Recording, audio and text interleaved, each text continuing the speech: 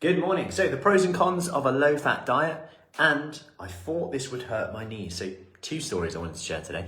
So one was from our Q&A inside, which we started talking about fat intake in general. So we were going over the science of carbs, fats and protein, how to track these, what might be good to consider, different types of fats, polyunsaturated, saturated, you name it, omega-3, omega-6. And one of the things that came up was, should we be limiting certain types? And in short, if you think about cholesterol, if you think about blood pressure, if you think about heart health, polyunsaturated fats seem to be superior, especially your omega-3s. That's like your oily fish, your mackerels. If you know me well, you'll know I enjoy a mackerel or two. Not many people have said that before, have they? Especially at 5 a.m. on a Friday. So, a mackerel, oily fish, salmon, could be trout, something like that. Then you've got omega-6, which is more oils, olives, things like that. And then you've got the fat that just contains in some of the fats that's in certain meats and things like that. Then you've got monounsaturated, avocado, olive oil, things like that, some nuts. Then you've got saturated fat as well. So saturated fat is often given a worse name, and it's not as simple as it seems. So for example, saturated fat, switching saturated fat for polyunsaturated fat generally is a good thing in terms of a lot of health markers.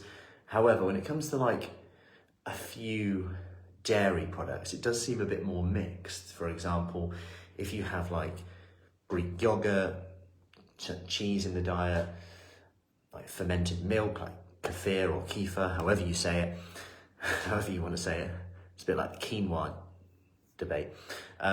It doesn't seem to have these negative effects that saturated fat might do in other areas. So it seems quite neutral. For example, when people say, oh, dairy's really bad, are they talking about butter and cream, or are they talking about Greek yogurt, fermented probiotic? They're completely different products. That's to consider. Now, when we think about fat intake in general, it's 9 calories a gram, which makes some people think I should go lower fat, because carbs and protein are 4 calories a gram. So if I go lower in fat, 9 calories a gram, I'm going to lower my calories, which is true. And to an certain extent, that will work. And that's why sometimes when we try and eat healthy and we eat maybe lots of nuts and things like that, olive oils, we're like, I'm not losing weight, even though I'm eating healthy. However, what's happening is we're over consuming calories. However, that doesn't mean you should go low fat and completely zero fat. 0.3 grams per pound of body weight or so is a good rule of thumb, or just not below 20% of your overall calories. So still including, because we need it for hormones, vitamin synthesis, like vitamin D, for example, the other fat soluble vitamins. So we still need it. And finally, I wanted to touch on this one thing, is that someone said this week, I wasn't going to do this workout because I thought it would hurt my knees, but they're fine. And it just begs a question of, how often do we think something's going to happen? But until we try it, until we experiment with it, we'll never know.